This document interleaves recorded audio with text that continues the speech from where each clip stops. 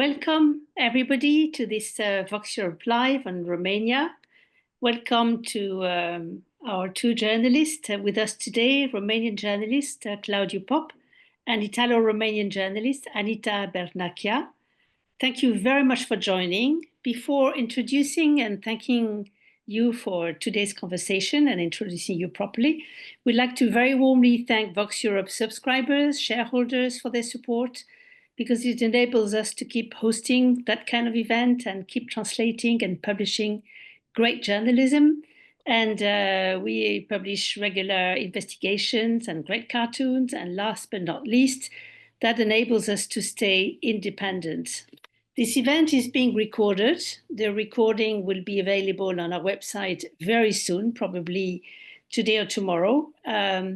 We ask you please to write your questions in the chat in the language of your choice. We can translate them, unless it's a the language we don't know at all.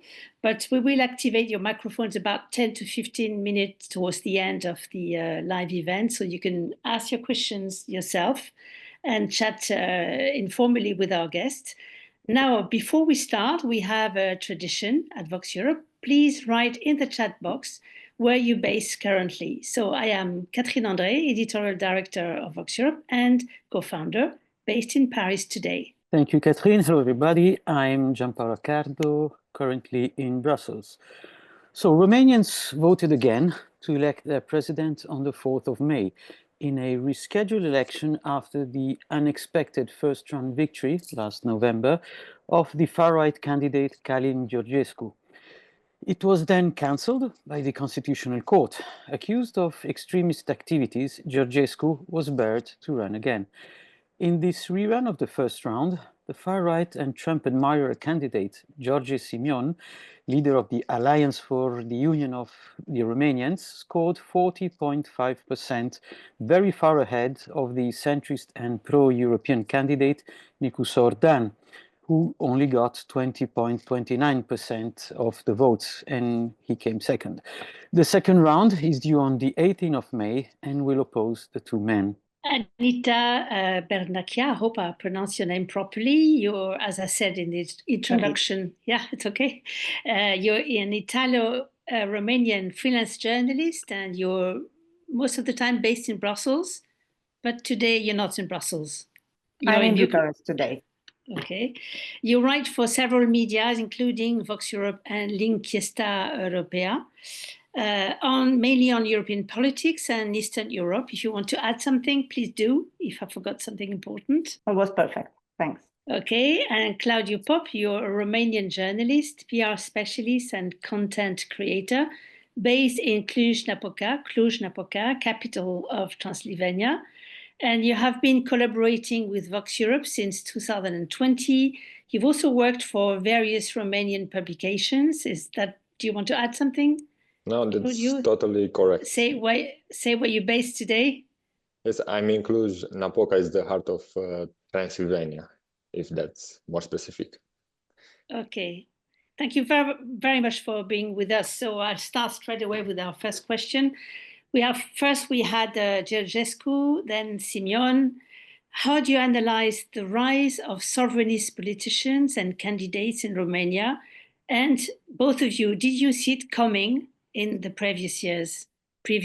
So Anita, maybe if you want to start. But first of all, thanks for having me here at this event, which I believe is crucial to let people know about what's happening in Romania and why it is important for Europe as a whole. Indeed, telling about the Romanian electoral process goes hand in hand with keeping Europe and democracy alive. So I cannot but stress the enormous significance of what we are doing here. So thanks a lot for that. As Gianpaolo was saying, Călin Georgescu's success as a candidate and now as a popular politician, thanks to TikTok, was completely unexpected. And if you look at the percentage he got, of course. However, if we look at it on the background of a general European trend, which witnesses the rise of right-wing and extreme right-wing parties sponsored by Russia, most of them, it seems nothing but atypical. What is peculiar about Romanian sovereignism and extremism is that some way it was already there in the society, in politics, and it was tolerated without a true condemnation. Simeon's party, George Simeon's party, so the candidate who came first at the first round a few days ago, the Party for the Union of Romania, was born in 2019. However, Romania already had nationalist parties in the past. And the main one was Romania Mare, Greater Romania, founded by Corneliu Vadim Tudor in the early 90s after the Romanian Revolution. And this was probably the most important nationalist party back then in post-communist Romania. And it stayed like this for a significant period. It was more than nationalist, it was ultra-nationalist. It often had a strong anti-Hungarian stance, and it denied Holocaust. This is important to underline. However, soon after Vadim Tudor's death, this party almost vanished, and this void, so to say, was filled by our. We have to mention that there was already an our party in the early 90s with this name, Alliance for the Union of Romanians, led by Gheorghe Funar, which was mostly popular in Transylvania, and who was also part of some government coalitions. So it was part of the political landscape. So this to explain that nationalism already existed in Romania. It is not a novelty. We also have to mention that Romanian nationalism has two sides, so to say. So on the one side, we see what we see with this candidate, Simeon, Aur, and Călin Georgescu, who came before him. So nostalgia of the 1930s. Corneliu Zelecodranu, the founder of Romanian fascism, legionarism. Also, let's think about what Diana Șoșaca stands for. She streamed on Facebook a celebration for Codreanu, trying to making this part of the political, the public debate, and trying to normalize fascism in Romania. So this is one side of nationalism. But we should not forget that in Romania's recent past, nationalism was pretty much, or very much, a part of Ceausescu's propaganda.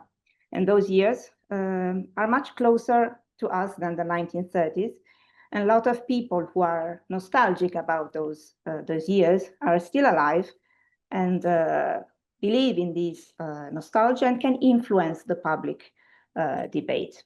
A part of them are living abroad, as the vote result confirmed. Many people, most of people, for example, in Italy and in Germany, 73 or 74% voted for George Simeon. So many people who, let's say, support this ideology live abroad. They actually left the country in post-communist Romania because they could not find their way, so to say. They were disappointed by post-communist Romania. So something was there already, of course, and it came to the surface, mixed with all this right-wing nostalgia and phenomenon that we are witnessing today, which of course was inherited by by George Simeon's party, of which Călin Georgescu was a member. So this to explain in a nutshell, so to say, that nationalism is already part of Romania's past. However, it was never actually a danger for Romanian democracy. We have to stress this very well. When Vadim Tudor's party existed, there was not this danger that we perceive today with George Simeon and our. Thank you. You already gave a lot of elements. Claudiu? Yes, besides what Anita said about the nostalgia that many people experience, I would say that one of the biggest reasons why the rise of the sovereignists has been so powerful is the poor management of the country. I think we kind of got tired of the same two parties who have led the country for the past about 10 years. And we've witnessed a steady flow of corruption everywhere, poor living conditions, especially outside the big cities, secret deals, problems with the infrastructure, with the hospitals, with the low pensions, while others who have the power are bathing in luxury and profit from maybe the poorer ones in the country. So sure, we had many cities where we've seen huge improvements, even with these parties in power, especially with the help of EU funds. But overall, as a country, I think we have a much higher potential with all the resources we have in our country. So getting over this, I think one of the turning points was the long-lasting coalition that PSD and PNL, the Social Democrats and the Liberals, have formed when COVID struck. I think this clearly kind of conveyed to the people that both the Social Democrats and the Liberals are responsible for the direction the country is heading in. The sovereignists have, if you want, came like a squad of knights in shiny armors, shouting everywhere they will make everything better.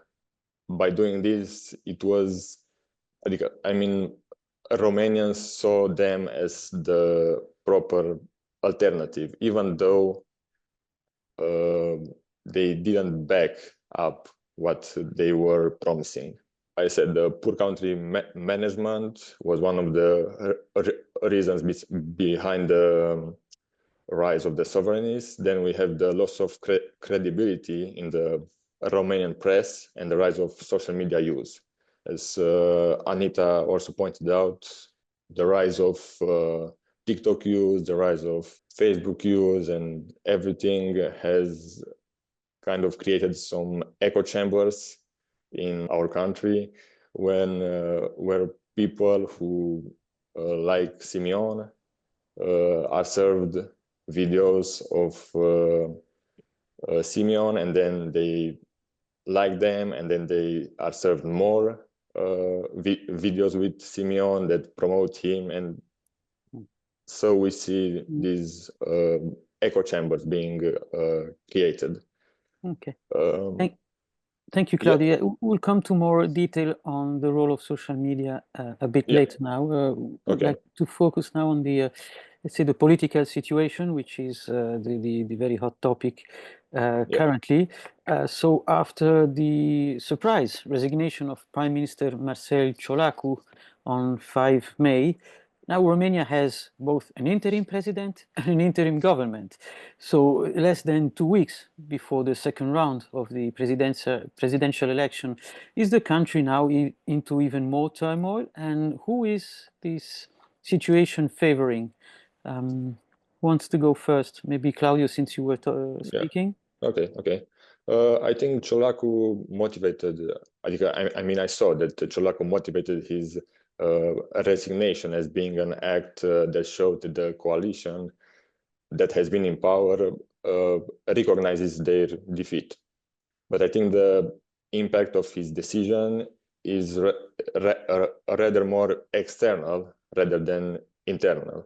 As we've seen, the euro jumped up after his decision. And I'm saying this because the ministries in the government remain the same. And the Liberals have put a new prime minister in place. So until the second round will happen, everything is stable, as stable as it can be. I think what's going to be very interesting is what will happen with the government once the new president is chosen. Just yesterday, I think Simeon said that he wants to push Georgescu as an option for the prime minister position. If the parliament won't pass Georgescu, we may have a round of snap parliamentary elections, with the far right possibly taking the reins of both the parliament and the presidential position, and that would be a pretty tough position, and that will cause a lot more turmoil than Ciolacu's resignation. Anita, you want to add something? Yeah, just to add that, yes, Romania now has an interim prime minister and has also an interim president, Lilie Bolojan, who is also a national liberal, as Claudiu was saying. He actually took over his mandate after Iohannis, the previous president, resigned after controversies related to the lack of transparency, so to say, regarding declassifying documents and findings about the first election round regarding Russian interference. I'm referring to last November. Of course, it's a double defeat for Ciolacu because he didn't make it to the runoff in the first elections, and his candidate Crin Antonescu came third after Nicu Jordan. So strangely enough, he has not resigned from the Social Democrat Party presidency. In this way, he tries to still have an influence on the political debate and influence voters. But as a matter of fact, I don't know if Claudiu said that, but he didn't give any indication on who to support for the second round, for the runoff. And this has an influence, of course, this doesn't benefit the pro-European front and the pro-European candidate. Strangely enough, because the PSD, the Social Democrat Party, is a pro-European party normally. And without the support from Ciolacu's party, Nicu Jordan will struggle to have a chance and win the runoff. There is, maybe this should be mentioned, there is a group of moderate people, however, in a moderate wing in this party. There was a member of the party, Senator Victoria Stoicu, who was the only one who voted in the framework of the political committee of the party. She voted to support Nicu Jordan, whereas the party decided not to support him officially. And the reason why, of course, is the need for Romania to be faithful to its pro-European path. Viktor Negrescu, who is one of the current vice presidents of the European Parliament, who is an important politician in the Social Democrats. He's a former minister for European Affairs. Sadly, he abstained from the vote, but he said, however, that Romania should keep its European choice. So I hope he will commit more in this direction, because it's important to have this kind of support. And there are a difference of 2 million votes between Nicu Jordan and George Simeon, and we should, the public opinion should be aware that it is a choice between Europe and something else, Russia probably. Thank you, Anita and Claudiu. I'm going to ask a question that Otmar Laudinsky wrote down in the chat. Why did Romanian expats living in other European countries and knowing Europe's advantages or EU's advantages vote with a vast majority for these right-wing guys? Maybe I can say something about Italy. Yes, it is quite surprising that Romanians who emigrated in countries that are well off, they have a clear European path, chose to vote Simeon. In Italy, maybe, I don't know if maybe it depends on the government who is in power in those countries. I don't know about Germany and other countries, but in Italy, we have a right-wing government, so probably that plays a role. We have to say that Giorgia Meloni tried to be more interesting for the Romanian community by signing an agreement with the Romanian Orthodox Church in Italy, and actually entertaining relations with, yes, in this could be an explanation in the influence of the parties that are currently in power, but also maybe this party, AUR, appeals to the Romanian identity, and so for some Romanian abroad, there is a nostalgia about their life, and for older people, for life in communism, because we have to also underline even more that Simeon's party actually is a blend of right-wing and left-wing populism and nationalism. So it puts together everything, God, homeland, and the religion. And God, this was his slogan at the very beginning when he started the party. And then many other fragments of ideology came were added. As Radovan says in the interview we published, so they put together the no-vax Romania, the nationalist Romanian, the pro-Russian Romania, pro-fascism, and they created this blended ideology, which is what probably was appealing for many people. If I can add something here, I saw a set of data yesterday, I think, that conveyed the fact that Romanians who went abroad in Spain, Italy, and another country, I can't remember it well, have a lesser degree of education, while Romanians who went to the States, Australia, and the United Kingdom have a higher degree of education, and the Romanians who went abroad in the UK, the US, and Australia voted in majority with Nicușor, not with Simeon, while the Romanians who went to Italy and Spain voted in majority with Simeon. So I think this is a great set of data to look at. Yeah, thank you. Yeah, that's interesting. Also knowing that in the past we saw at least abroad huge lines of Romanian citizens from the diaspora who were voting during the elections, and they were so many that they could kind of shift the outcome of the vote compared to what was the national vote.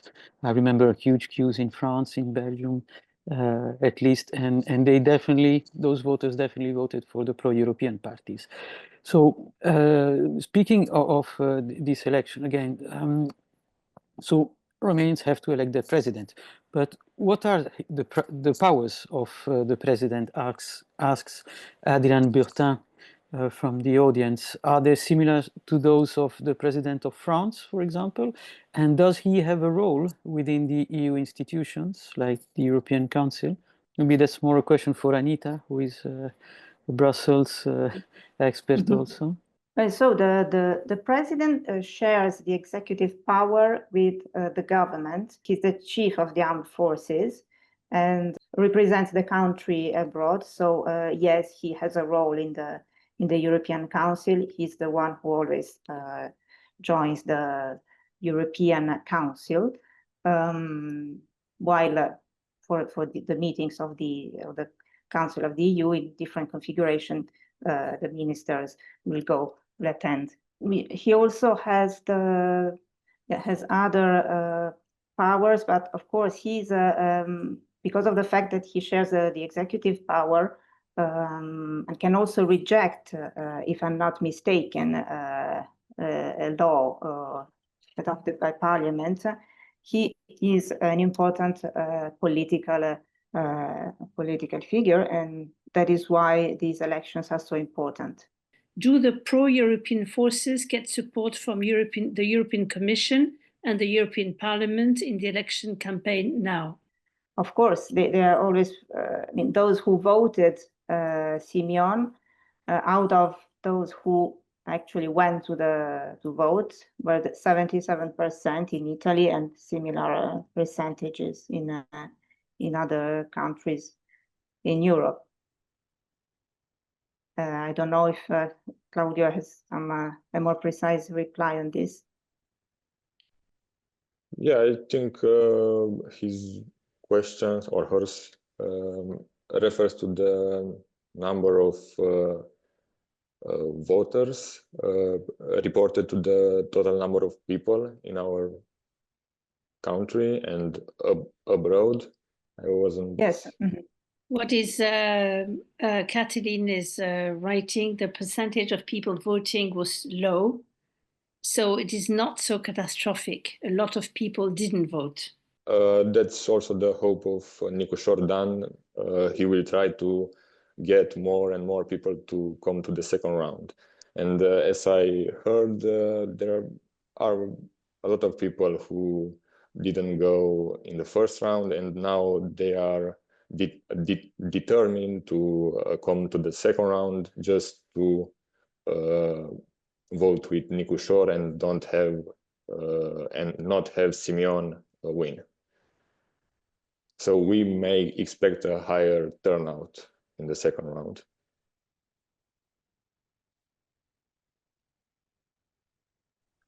Yeah. And maybe, do you want to answer Brigitte's questions? Do you want me to read them again, the two questions? Why now this backlash and sympathy for Russia? And do the pro-European forces get support from the European Commission and the European Parliament in the election campaign now? Yeah, I don't think that Romanians voted for Russia. They voted for change. As I said before in my press reviews, this whole rise of the sovereignist has at its core the anger that the Romanians have accumulated across the past decade or so, where they haven't seen anything change clearly into better. Well, I believe you top officials many times said that they wish Romania would keep on the European path. Now, I think that recently, maybe it's on the social media, the Renew Europe group in the European Parliament posted about supporting Nicu Șordan, also because of his origin. He's the founder of Union to Save Romania, USR. He quit the party at a certain moment, but he's still perceived as being a liberal, although progressive liberal, although independent. So yes, we can say that. And in national countries, I'm not quite sure about that. What we are seeing in press, though, after the first round of the elections is, I believe, too much attention for one of the candidates, the one who came first, and there is the other one is not very well known. So this also should be something to take into consideration, that the press should be careful of not favoring one of the candidates. And of course, if you have to promote the pro-European stance, you have to give the chance to the other to be visible as well. Do you think that Romania has been kind of destabilized by pro-Russian interests political forces linked to pro-Russian interests. And should Simeon be elected, you believe that he would follow the path of Hungary and Slovakia's leaders, Viktor Orbán and Robert Fico, who are openly objecting or opposing some EU policies and follow a kind of pro-Russian policy? So Russian propaganda has been going on in Romania for quite some time. Maybe the propaganda that actually led to this situation is not something that we are witnessing just for a few months.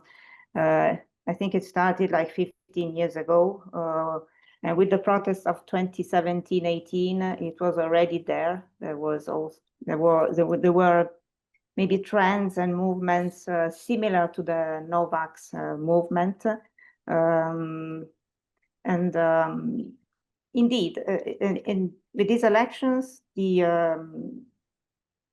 interference was clear, because it was clear that Călin Georgescu appealed to an external state to have an advantage in the election, and he was then accused. He was arrested, and now he's being. He's going through the judicial process, and we'll see. We'll see what happens. The party Our is also being examined for this for the same reason. Yes. Okay, thank you, Claudio. Do you want to add something, or? Yeah, I could add something about you asked Gianpaolo about Simeon's relationship with Fico and Viktor Orbán, no? If I'm right, okay. Regarding Viktor Orbán, Simeon himself said a few years ago that he is himself Romanian's Viktor Orbán, because Orbán shares the same values as him. Now, what's tricky is that Our is an anti-Hungarian party. That's why UDMR, the party that is supported by the Hungarian minority in our country, said they fully support Nicu Jordan. I also read a political expert who said that a victory from Simeon is not a good sign for the relationship between our two countries, Romania and Hungary. Now, also Simeon said himself that he'll fight shoulder to shoulder with Matteo Salvini. I forgot what's his position in Italy. I think some kind of vice president, I think. And also he will fight shoulder to shoulder with Robert Fico and other nationalist leaders. So it's pretty clear that Simeon will fall into what you described in the event's description as the fifth column of Europe. Okay, thank you. There are more questions we're just going to ask in a few minutes, but I would like to ask, maybe focus a little bit on the role of the social networks. And we knew, of course, that Georgescu was suddenly pushed in the forefront position during the first presidential election in the autumn by TikTok, and solely on TikTok. What is happening now, and what happened in this rerun of the presidential election? How strong the role of the social network is, or have been, or will be, actually, for the second round? Well, actually, Giorgia Simeon was already very active on social media, and mostly TikTok. So he was already a TikTok populist. That is how he gained a huge part of his voters. And Călin Georgescu as well. The interview we published explains it very well. The algorithm in TikTok is very aggressive, and it constantly offers you more material of the same kind of material that you already watched again and again. And so this creates this has an impact on people's minds and people's behavior. Also because there is no chance to react or to question the messages that are conveyed through social media. You cannot do a debate on that, and so you take it for granted. And the target, of course, is people who are mainly who spend a lot of time on social media, on TikTok.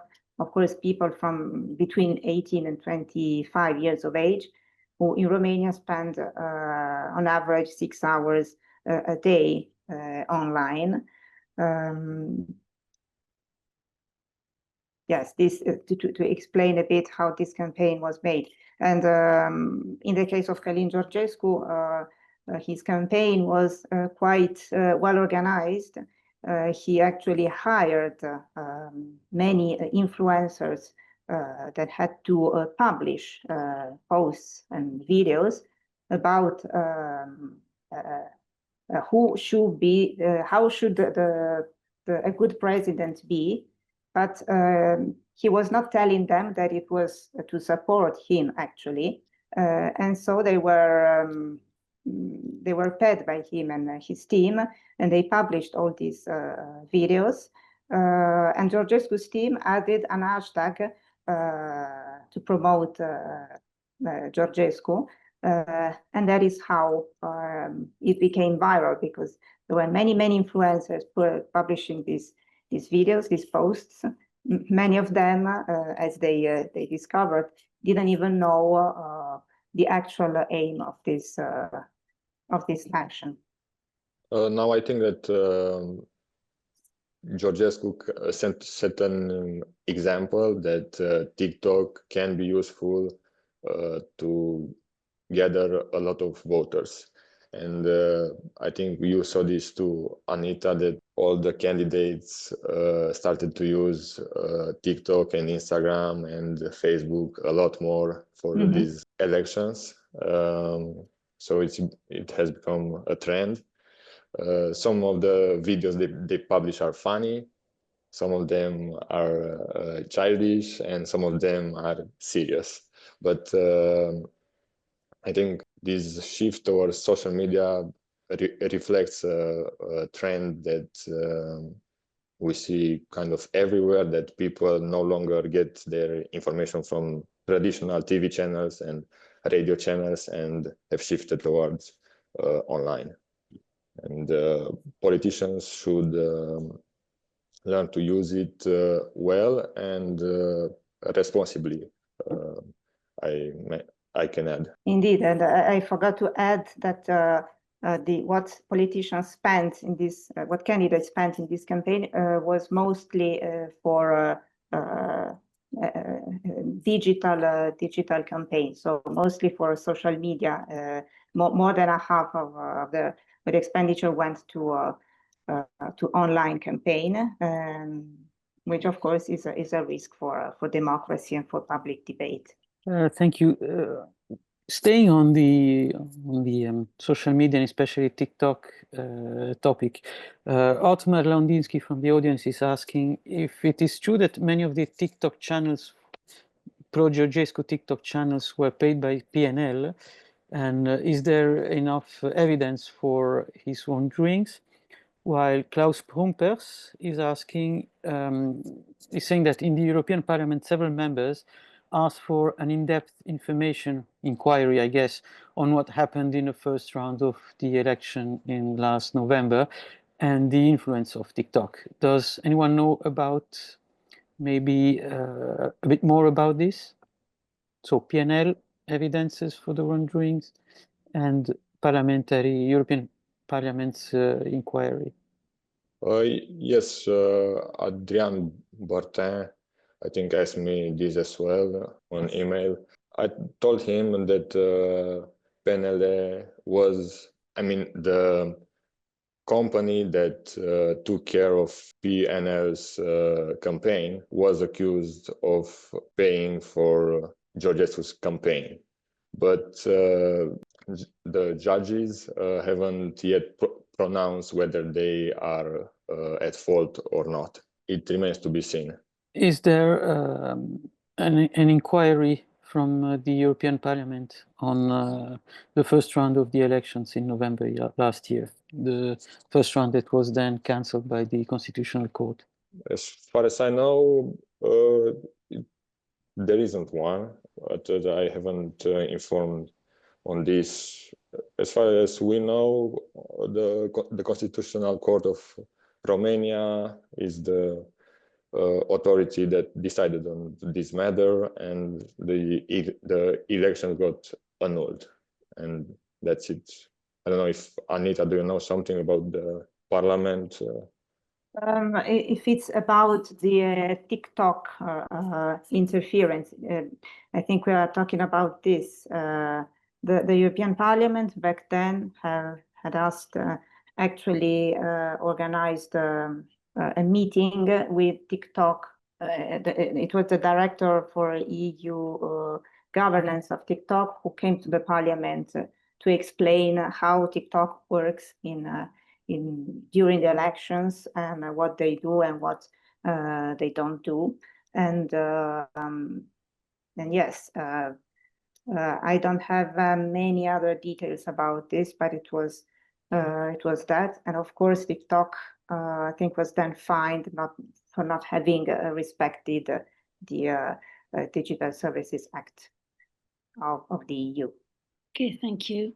There are many more questions coming. I have one maybe before then we open the microphone, and I just saw new questions, but you can ask the questions yourself, so we will keep 10 minutes. Is it okay if we go to 35-2, maybe 25-2, 3? I'm asking our two guests if we can maybe have 5 more minutes in the end. If not, I'll try to be quick. We did mention the link with Fico and with Orbán, and the call also from Melonization by Simeon of Romania. How about the Trump's MAGA's influence? I read many articles from The Guardian, Politico, and other European publications describing Simeon as a Trump ally. And Simeon claims himself that he has links with Trump's administration. Actually, he said that he's the only one in our country that has links with Trump's administration, and even gave interviews to MAGA supporting influencers like Steve Bannon, who also was a Trump advisor in the past.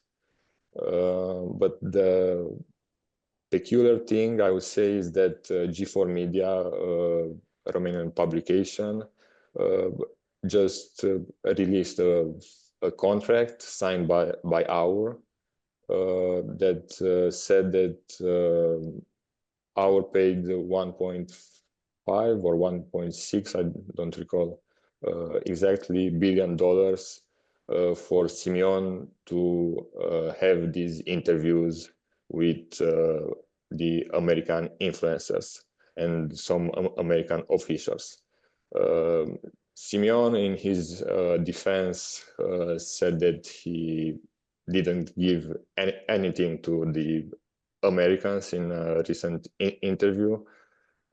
Yet G4 Media even put a picture in their article with Simeon and the communication director of the Tate brothers staying at the same table. And I think that's very suspicious.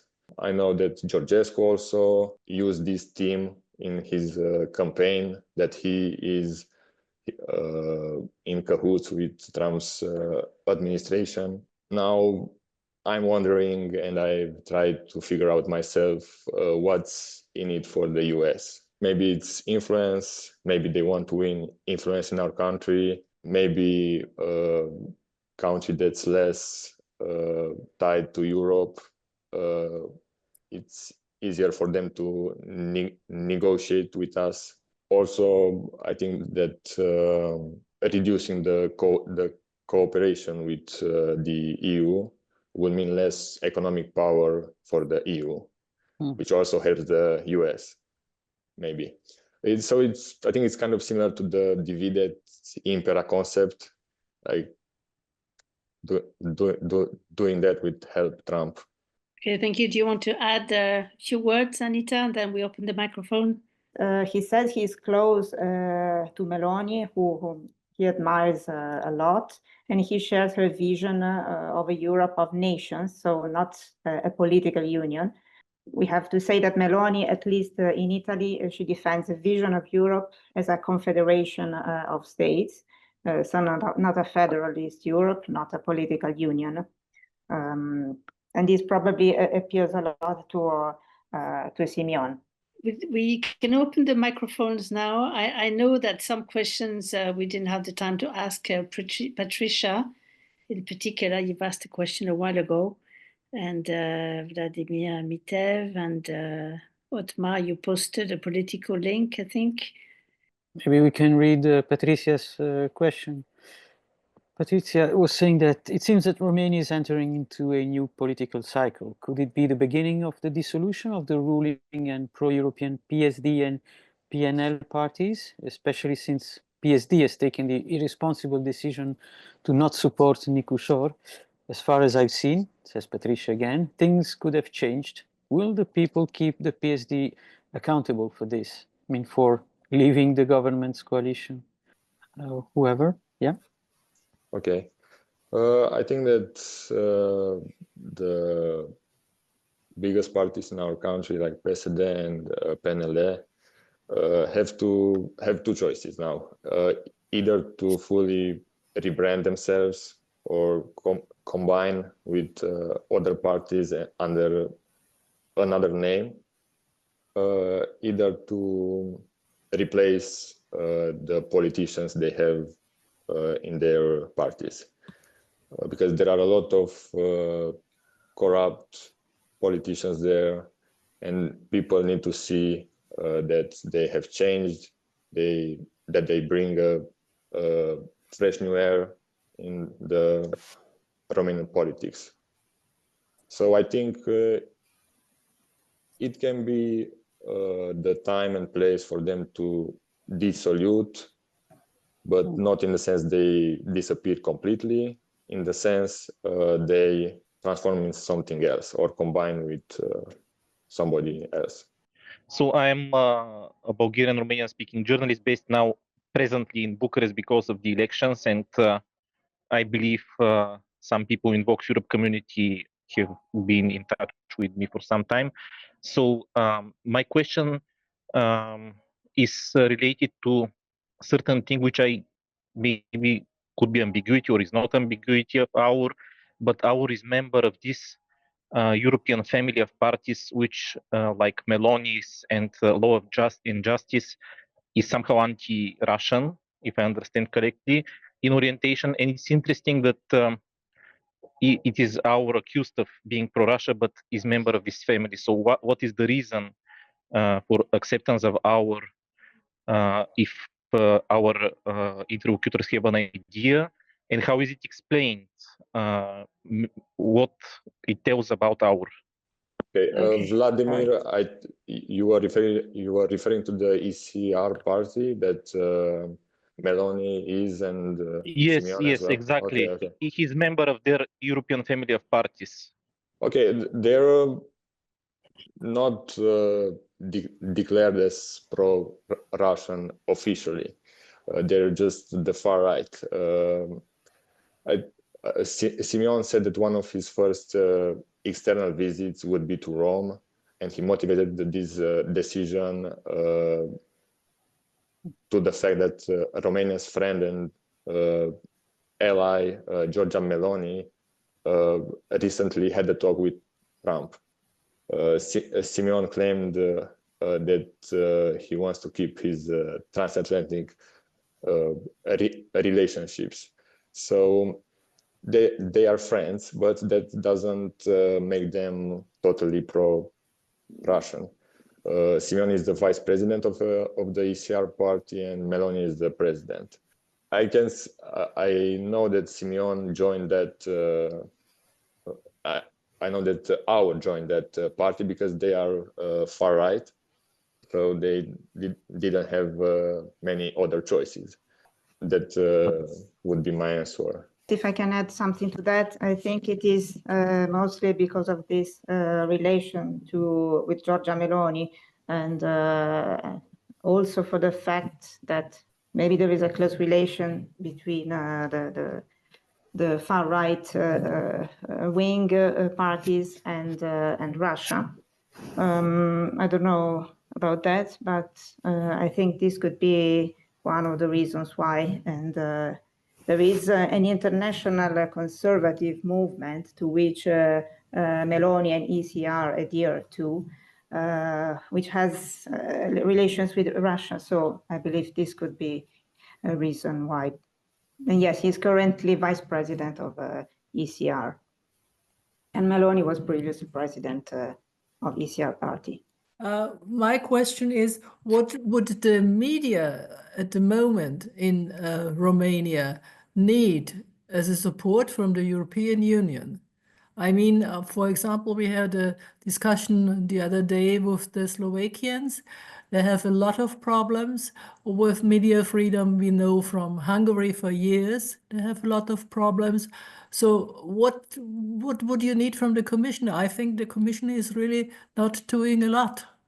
It's my impression. What would you need? Yes, I would say that we need a European journalism, which is actually the kind of journalism that Voxeurop does, and that we need resources allocated by the Commission, by the European institutions. That would help Europeans to understand better what's going on in Romania and other countries, and maybe that would have avoided the rise of populism.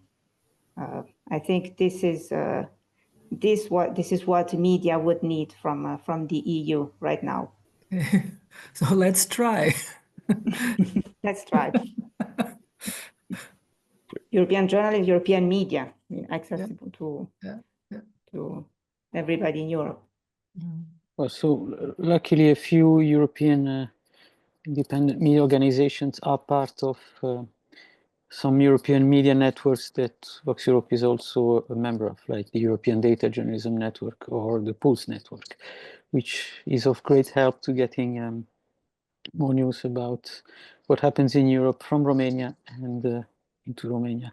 Then if we have a few minutes left, I would ask you both, what's Romania's stance today towards the war in Ukraine and the Western military support to Kyiv?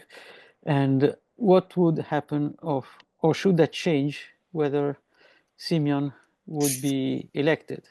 He, I guess, I understand, opposes the military support to Ukraine. So far, Romania has been opposing sending military troops to Ukraine, like actual soldiers. But we're supporting unity for helping Ukraine and other kinds of aids, like being a transit hub for resources and NATO troops. Now, if Simeon wins the second round, I don't exactly know what will his stance be, because until now, he, as you said, Gianpaolo, he has been opposing the Ukraine aid, but he recently said in an interview, I think yesterday, in which he attacked Russia for being aggressive and saying that nobody in Romania can ask Ukraine to accept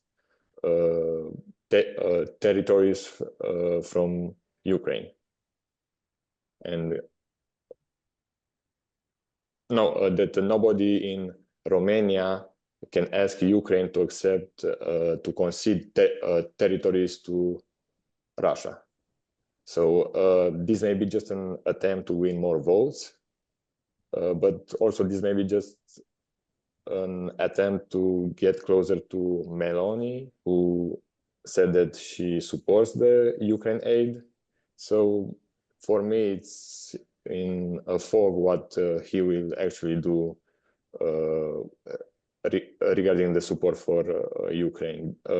I know that he's forbidden to step into Ukraine for about 3 years, and this thing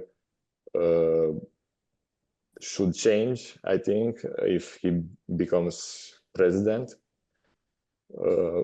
But it remains to be seen, I think. Thank you, Claudio. Do you want to have a last word, Anita?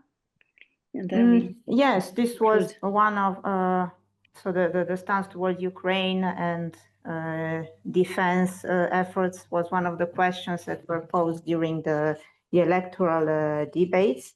The first one was attended only by the pro-European candidates, so Antonescu, Nicu Jordan, and Lasconi. George Simion never came to the debates, I think. He said he will actually attend the debates with Nicu Jordan in the next few days. And all the pro-European candidates agreed that so NATO should defend Romania.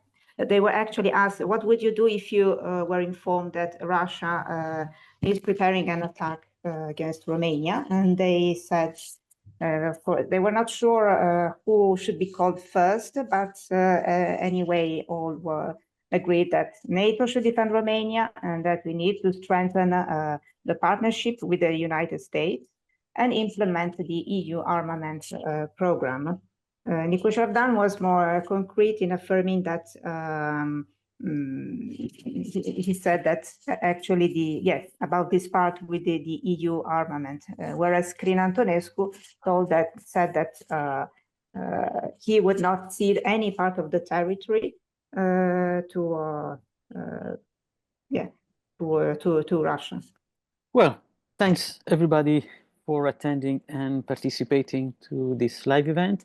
And thank you so much, Anita and Claudio, for being with us today. And many thanks again to our subscribers and shareholders who make this possible.